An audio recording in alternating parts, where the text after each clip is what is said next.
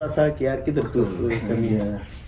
तो ये 4000 बेबीज आ रहे हैं, तो it's too much high production, ये बहुत ज़्यादा है। तो अगर आप इसको अगर फ़र्ज़ करें 2 किलो के हिसाब से आ रहे हैं 8000 हो गया जी। 8000 में से फ़र्ज़ करें आपने मल्टीप्लाई कर दिए जी, इसमें से आपने 10% मोटेलिटी निकाल दी, 800 बच्चा निकल गए जी। तो ये आपके पास आ गए जी 7200 बच्चा। अगर 7000 बच्चा भी आप 7000 किलो भी आपके पास आ गया, 7000 किलो को अगर आप मल्टीप्लाई करें जो आपको प्राइस मिल रही है या इंटरनेशनल मार्केट में हम जो अपॉर्चुनिटीज़ हमें मिल रही हैं, तो एक बहुत बड़ा प्रॉफिट जो है वो जनरेट हो सकता है इसमें से। और इसमें जो कॉस्ट होती है, कॉस्ट निकाल के सारी चीज़ें कैलकुलेट हो जाती हैं। बहरहाल अगर आप में से कोई इंटरेस्ट हो, मेरा ख्याल से ये फिजिबिलिटी आप लोगों को मिल भी चुकी होगी, मैं गालबन भेज चुका था, तो उसमें ये सारी चीज़ें बड़ी तफसील के साथ बताई गई हैं कि पहले साल में आपके साथ, आपके फार्म के साथ क्या कुछ हो सकता है मिनिमम मैक्सिमम, और दूसरे साल में क्या कुछ हो सकता है। अच्छा, अभी आप इधर एबटाबाद में है तो यहाँ का मौसम तो अच्छा है जी। तो गर्मियों में भी ये मुतदिल मौसम होता है? यहाँ पे गर्मियों में टेम्परेचर अप टू 42-43 डिग्री तक पहुँच जाता है। तो बहरहाल यहाँ पे हमें ये एज मिला है कि हमने गर्मियों में भी कुछ रैबिट से पैदावार ली है, यानी कि जहाँ पे हमें यहाँ पे कुछ चारा थोड़ा सा ये कि दिक्कत से मिल जाता है, चूँकि नहरी ज़मीनें नहीं है या थोड़ा महंगा पड़ जाता है, तो वो कसर जो है वो जो पैदावार ज़्यादा आ रही है तो उसमें माशाल्लाह से वो कवर हो जाती है। मतलब यहाँ पे भी आपको मतलब फुल क्लच नहीं मिल रहे हैं, यहाँ पे 5 क्लच मिल रहे हैं। यहाँ पे कह सकते हैं कि कुछ 50% रैबिट में से हमें 6 क्लचेस मिल जाते हैं, लेकिन कुछ ऐसे होते हैं जैसे कि जो जाइंट रैबिट्स हैं, स्पेशली जो 5-6 किलो वाले हैं, या फिर जो न्यूजीलैंड वाइट में कुछ समझ लें कि आउट ऑफ 100 20-30% मादाएँ ऐसी हो सकती हैं जो कि थोड़ा सा अगर आपकी शेड जो है वो मैटर करता है कि अगर शेड का स्ट्रक्चर ऐसा है कि डायरेक्टली गर्मियों उसको मुतासर कर सकती है, तो वो ब्रीडिंग जो है वो डिस्टर्ब करेगी। जैसे कि हमारा ये यहाँ पे सेटअप है, और चूँकि गर्मियाँ हमने कुछ ऐसे तरीके से यहाँ गुजारी हैं कि हम गर्मियों में ही, जैसे गर्मियाँ शुरू हुई हम यहाँ पे शिफ्ट हुए, तो जब रैबिट का माहौल चेंज हो जाता है, पानी चेंज होता है, खुराक चेंज हो जाती है, एनवायरनमेंट चेंज हो जाता है, तो उसमें फिर उसको आपने पहले एडजस्ट करवाना होता है। तो उसका 100% जो डेटा है वो हम अभी प्रोवाइड नहीं कर सकते, लेकिन जो कुछ पैदावार हम ले चुके हैं तो उस बुनियाद पे या कुछ जो एक्सपीरियंस रह चुका है, तो यानी कि अंदर का टेम्परेचर जो है वो 32 डिग्री ये मैक्सिमम रहा है। तो 32 डिग्री में अगर छोटे साइज वाले रैबिट हैं तो वो तो पैदावार दे देंगे, जॉइंट फैमिली के साथ हैं या बहुत ऐसे कोई हैवी रैबिट्स हैं तो वो उसमें से कुछ देंगे कुछ नहीं देंगे। तो ये इनको एडजस्ट कराने के लिए टेम्परेचर एडजस्ट या जगह चेंज होती है तो उसके एडजस्टमेंट के लिए क्या क्या चीज़? अच्छा, ये टेम्परेचर के हवाले से एक दूसरी बात जहन में आई है कि इसमें अगर तो आपके पास टेम्परेचर ऐसा है कि 32 डिग्री, जिस तरह मैंने यहाँ पे बोला है कि 32 डिग्री टेम्परेचर आ रहा है, 32 डिग्री बेसिकली मैक्सिमम 4 से 5 घंटों के लिए होता था, वरना तो ओवरऑल टेम्परेचर कम होता था, तो उसमें पैदावारी सलाहियत आ जाती है। लेकिन अगर आपके पास रात के टाइम टेम्परेचर जो है वो 30-32 है और दिन के टाइम जो है वो 36-38 है, तो उसमें फिर पैदावार नहीं आती। अगर बाहर का टेम्परेचर 48 तक है और अंदर हम एयर कूलर वगैरह लगा के, देखिए वो डिपेंड करता है कि आपके जो मीटर आपने लगाया होगा अंदर वो आपको क्या बता रहा है, उसी से आप अंदाज़ा लगा सकते हैं। यानी कि बाहर 48 डिग्री है, कुछ स्ट्रक्चर ऐसे होंगे कंस्ट्रक्शन के जहाँ पे बाहर 48 होगा अंदर हो सकते हैं 35 हो, बाहर 48 होगा अंदर हो सकते हैं 30 हो।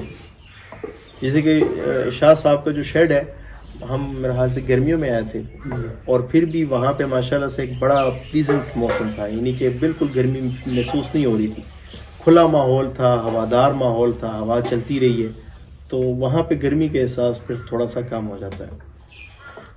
अच्छा, अभी वो ये बताइएगा कि बच्चे देने के कितने दिनों के बाद आप दोबारा क्रॉस करवाते हैं मादाओं? वही ये इसलिए मैं पूछ रहा हूँ ताकि क्लच का अंदाज़ा लगाया जा सके कि हम अगर पूरा प्रोटोकॉल दे के गर्मियों में खर्चा करते हैं तो उनसे कितने ज़्यादा मतलब मैक्सिमम हम क्लच ले सकते हैं, या उनके दुरानियों को गर्मी में यहाँ पे हमने ज़्यादा सारा चलाना है, बिजली का सारा खर्चा होना है, तो थोड़ा सा उनका जो दुरानी है वक्त का, वो काम करके थोड़ा सा क्लच ज़्यादा ले लें ताकि हमारा खर्चा निकल आए वहाँ से। इसमें अगर तो हम विंटर में पैदावारी सलाहियत को देखें तो वो आपके पास 50 दिन के दौरानिए के साथ भी क्लचेस आ जाते हैं। इन्हीं के मादाएँ खाली निकलना बहुत कम होती हैं, खुद से वो हीट पे होती हैं। जिस टाइम उसको उठा के मेल के साथ छोड़ें खुद से जो है आराम से वो मेट हो जाती हैं। जहाँ पे अगर हम मौसम अगर फर्ज करें थोड़ा सा गर्म है, वहाँ पे इस तरह के मसाइल हो सकते हैं कि पैदावारी सलाहियत आपकी कम हो जाती है। लेकिन बहरहाल ओवरऑल अगर तो इन्वायरमेंट सारा बेहतर हो, यानी हम सपोज कर लें कि भाई आपका इलाका ऐसा है कि वहाँ पे टेम्परेचर बेहतरीन है, जैसे आपका इलाका है आज़ाद कश्मीर, तो वहाँ पे आप पूरा का पूरा साल ब्रीडिंग ले सकते हैं। आपने अगर कोई वक्फा रखना है तो बेसिकली आपने रखना है मादा और बच्चे की सेहत के एतबार से, तो वो लगभग मैक्सिमम अगर आप वक्फा रखते हैं तो वो 60 डेज का आ जाता है। एक क्लच डिलीवर होने से दूसरे क्लच के डिलीवर होने तक मैं ये बात कर रहा हूँ। यानी कि जैसे ही बेबीज डिलीवर हो जाते हैं तो आपने देखना है कि तादाद कितनी है, यानी जैसे बेबीज डिलीवर हो जाते हैं उसके कार्ड पे लिख लिया जाता है कि डेट ऑफ डिलीवरी और बेबीज इतने हैं, तो उससे आपको अंदाज़ा होता है कि इसको हमने दोबारा कब क्रॉस करवाना है। तो जैसे कि हम हर 10 दिन बाद प्रैक्टिस होती है, तो या 10 दिन बाद भी क्रॉस हो जाती है, 20 दिन भी बाद क्रॉस हो जाती है। अगर बेबीज बहुत ज़्यादा हैं यानी कि 10 बच्चे हैं तो ऑलमोस्ट तकरीबन समझ लें कि 2 क्लच के नियरली पैदावार आपके पास आ गई है। चूँकि फिजिबिलिटी में हमने 6 का फिगर दिया हुआ है, तो वो 10 जो है वो आपको ज़्यादा बेनिफिट दे जाते हैं अगर आप उसको मुनासिब वक्फा दे देते हैं। यानी उसमें मोटिलिटी नहीं आती, ग्रोथ जो है सेटिस्फैक्ट्री आ जाएगी, आपको रिजल्ट्स मिल जाएंगे। ये एक जेन्युइन फार्मर वाली आपने बात कि जितनी बातें थी सब में ऑथेंटिक और मौसर बात ही है, पते की बात, जहाँ जो यहाँ मतलब अप्रोच पे बंदा पहुँचता है, यानी कि तजर्बे से पहुँच सकता है, वैसे नहीं।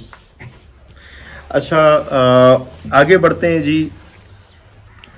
खरगोश फार्मिंग में सस्ते चारे का जरिया और अहमियत, तो मेरे ख्याल से इसमें आप भी काफ़ी कुछ उतार चढ़ाव से गुजर चुके हैं। सस्ते चारे के तो हम खिलाफ हैं। उसमें मेहनत काफ़ी है, हमारे नज़दीक रिजल्ट्स थोड़े कम आते हैं, उसमें बीमारियां भी थोड़ी सी मुलव्वस हो जाती हैं। मतलब ये सारे अवामिल हैं, तो वो कहते हैं ना कि सस्ता रोए बार बार, महंगा रोए एक बार। हम ज़रा रोने के तो आदि हैं ही, तो हमने कहा एक ही बार रो लेते हैं, तो बस ये बात है। अच्छा, अपना एक तजर्बा है। हाँ, वो तो गोट फार्मिंग के हवाले से है ना जो आप बात कर रहे हैं। इसमें भी यही है। इसमें भी बेसिकली जो इंटरनेशनल सतह पे अगर देखा जाए तो वाकई में ऐसा ही है। जो डेवलप कंट्रीज हैं, यानी कि वहाँ पे एक लफ्ज़ इस्तेमाल होता है TMR, टोटल मिक्स रेशन, यानी कि एक ऐसी खुराक बना लेना जो कि एक जानवर की सारी जिस्मानी ज़रूरत को पूरा करे। यानी उसमें जो है वो खुराक ऐसी डिज़ाइन हो कि वो हज़म भी आसानी से कर सके, ठीक है, उसकी सारी न्यूट्रिशन वैल्यूज भी ऐसी हों कि वो सूटेबल हो एक रैबिट या किसी भी जानवर के लिए। तो बहरहाल ये बेसिकली उसको जो है जहन में रख के ये बात कर रहे हैं, और माशाल्लाह से ये मुस्तकबिल है, ये फ्यूचर है। लेकिन यहाँ पे चूंकि जिस स्टेज पे अभी हम खड़े हैं, जिस स्टेज पे यहाँ पे अवेलेबल सोर्सेज हैं हमारे पास नेचुरली, जो हमारा एनवायरनमेंट है, मोस्टली हम लोग ऐसे हैं जो कि रिमोट एरिया से हैं, यानी कि हमारे एरिया ऐसे हैं वहाँ पे चाराजात जो है ये वाफिर मकदार में अवेलेबल होते हैं।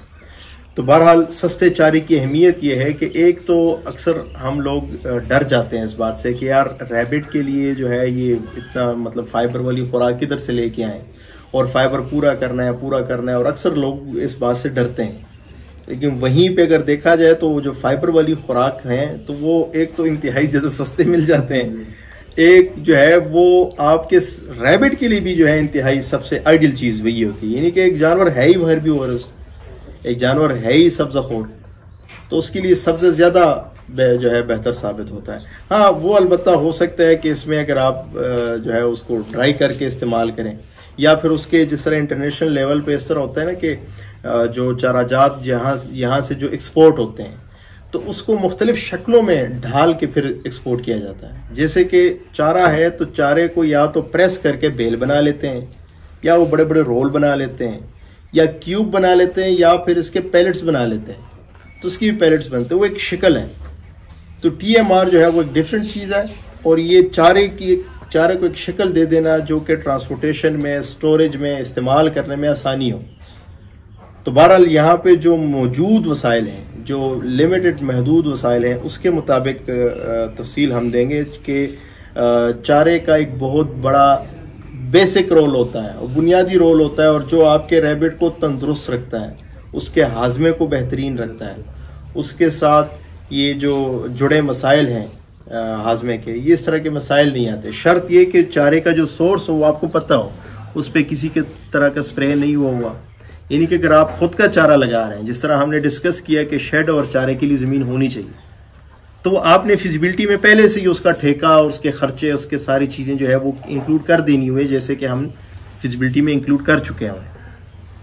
तो बहरहाल जो चारा आप खुद पैदावार लेते हैं, जाहिर बात है आपको पता होता है कि यार उसमें कीड़े मकोड़े हैं, तो हमने स्प्रे करना है। तो जब स्प्रे करते हैं तो आपने फिर 4-5 दिन या हफ्ते तक उसको इस्तेमाल नहीं करना होता, उसके बाद आप उसका इस्तेमाल कर सकते हैं। या फिर अगर आपको डाउट है कि उस कीड़े मकोड़े के वो कुछ बाकियात हो सकते हैं, एग्स हो सकते हैं, तो उसको हम धूप में रखते थे। यानी कि चारे को उठा के धूप में रखें, धूप लगाएं, धूप में सुखा लें। एक तो उस पर जो ऐसे जो हशरात वगैरह होते हैं वो भी ख़त्म हो जाते हैं, और धूप लगने से वैसे भी जो है इसमें अगर कोई और भी इस तरह के मुज़र असरात होते हैं वो ख़त्म हो जाते हैं। उसके बाद आप अपने रैबिट को ये खिला सकते हैं। बल्कि चारा अगर ड्राई करते हैं, ड्राई करने के बाद आप स्टोर भी कर सकते हैं। अगर आपका फ़र्ज़ करें 100 रैबिट का फार्म है, तो उसमें आपके पास मौका मिल जाता है आपको। अगर जगह आपके पास ज़्यादा है, जिस तरह हमारे पास जगह ज़्यादा है, तो वहाँ पे हमारे पास ये ऑप्शन होता है कि ज़्यादा लेके आएँ, कुछ खिलाएं, कुछ ड्राई करने के लिए रख दें, और जो ड्राई हो जाए उसको आप किसी एयर टाइट चीज़ में जो है एयर टाइट करके आप किसी जगह पे स्टोर कर दें, जिस पे बारिश, धूप और ये हवा वगैरह ना लगे बस। अच्छा, नेक्स्ट हमारा टॉपिक है जी, बेहतरीन नताइज के लिए फीड की अहमियत और अक़साम। ये वही शाह साहब वाला टॉपिक आ गया जी। खुद का तैयार करना, आज से कुछ साल पहले हम जो है खुद इंग्रेडिएंट्स लेके एक फार्मूलेशन जो है के तहत सारी चीज़ें मिक्स करके कि ये चीज़ें इतनी हो गई, ये चीज़ें इतनी हो गई, वो हम इस्तेमाल करते थे। लेकिन उसके मसाइल ये थे कि देखें, जिस तरह हमने डिस्कस किया कि रैबिट हर्बीवोरस है, वो अजनास के लिए बना ही नहीं है। तो जब अजनास के लिए नहीं बना तो कैसे हम उसको अगर अजनास दे के अच्छा रिजल्ट ले सकते हैं? उनके साथ हमेशा जुड़े मसाइल लाजमी होते रहेंगे। चूंकि हमने डिस्कस किया कि हर्बीवोरस है, मतलब कि ज़्यादा फाइबर की ज़रूरत है। तो अगर तो फ़र्ज़ करें ये तैयार करदा जो खुराक होती है उसमें अगर क्रूड फाइबर की मिकदार होगी जो कि बग़ैर चारे के पॉसिबल नहीं है, या कुछ लोग पक वगैरह डालते हैं, कुछ और चीज़ें डालते हैं उस फाइबर की क्वांटिटी को बढ़ाने के लिए कि उसका हाजमा इससे जो है वो बेहतर तरीके से चल सके। तो बहरहाल हसन शाह साहब, इसमें आप थोड़ा सा मज़ीद मैं चाहता हूँ कि कुछ राय दे दें, तफसील दे दें इसकी जी। मैं कुछ सोच रहा था कि क्या बात कर रहे थे। ये बेहतरीन नताइज के लिए फ़ीड की अहमियत और अक़साम, चूँकि आप खुद भी एक फ़ीड बना रहे हैं माशाल्लाह से, एक फ़ीड आपने अनाउंस भी कर दी हुई है। देखो आदिल भाई, देखिए आप तो है शौकीन आदमी, ठीक है, और है आप रिसर्चर हैं और एक जेन्युइन फार्मर है। आपका मुकाबला हम नहीं कर सकते कि हम लोग हैं शॉर्टकट तलाश करने वाले, जल्दी जल्दी पैसे कमाने वाले। तो जो ज़्यादा पैसे कमाने वाले लोग होते हैं ना, वो ज़्यादा लंबी प्लानिंग नहीं करते, ना ही वो चारे लगाते हैं, ना ही ज़मीन ठेके पे लेते हैं, ना ही चारा खुश करते हैं। वो कहते हैं बाजार से फीड लाएं, डालें, जल्दी जल्दी बेचें, पैसे कमाएं, ठीक है। तो मेरी तरह के सारा पाकिस्तान बड़ा पड़ा है जो नॉन सीरियस फार्मर है। तो उन्हें ये चीज़ें चाहिए जो मतलब कि चारा लगाना, काटना, ये वो नहीं करेंगे कभी भी। आप जो मर्जी उन्हें कह लें कि ये सस्ता पड़ता है, तो अल्टीमेट जो है मुस्तकबिल इसी का है कि जो तैयार शुदा चारे मिलते हैं वही हमें इस्तेमाल करने पड़ेंगे। ये वक्त की ज़रूरत है, इसमें कोई शक नहीं कि मुस्तकबिल यही है कि इसके लिए जितनी हर एक चीज़ में, जिस तरह देखें हर एक जो इंडस्ट्री जो वक्त के साथ साथ जो है उसमें जिद्दत आती है। जिस तरह हम जो हमारा जब हमारी पैदाइश थी उस वक्त मेरा ख्याल से ये नेस्ले के ये प्रोडक्ट तो थे नहीं, ये जो आप आजकल लैक्टोजन 1 और जो माँ के दूध के एक अल्टरनेट है, ये चीज़ें नहीं हुआ करती थी। लेकिन अभी देखें इंडस्ट्री वो ग्रो कर रही है, लोग बदल रहे हैं, जिद्दत आ रही है। जिद्दत के साथ साथ जी अब एक बच्चा जब पैदा होता है तो डे फर्स्ट से वो माँ का दूध पिए बगैर जो है वो सर्वाइव कर जाता है। तो ये एक एक मिसाल है, जैसे कि हम देखते हैं पोल्ट्री फार्म में अगर आप देखें तो 70s में या 60s में अगर देखें तो वहाँ पे कोई कॉन्सेप्ट नहीं था इस तरह का कि भाई मुर्गियों के लिए कोई ख़ास फीड होनी चाहिए जिससे अच्छे नताइज मिलें। जब आहिस्ता आहिस्ता 70s में ये इंडस्ट्री शुरू हुई और उसके बाद ग्रो करती गई तो देखें आज हम देख रहे हैं कि भाई वो मुकम्मल तौर से एक ऐसा तरीका वो इख्तियार कर चुके हैं कि भाई तैयार फीड आती है वो डालते हैं और जानवरों को खिलाते हैं, जानवरों के जो है रिजल्ट्स अच्छे आते हैं और रिजल्ट्स जो है वो मतलब वो मार्केट में सेल करते हैं और उसको मुनाफा होता है। इसका भी मुस्तकबिल वही है, लेकिन चूंकि मैं दोबारा कह देता हूँ कि इस वक्त जिस लेवल पे जिस नहज पे हम खड़े हैं यहाँ पे जो मौजूद वसाइल हैं या फिर जो चीज़ें अभी अवेलेबल नहीं है, अगर अवेलेबल हैं लेकिन उसमें कुछ प्राइसेस को ऊपर नीचे जो है कुछ इस तरह के मसाइल आ जाते हैं।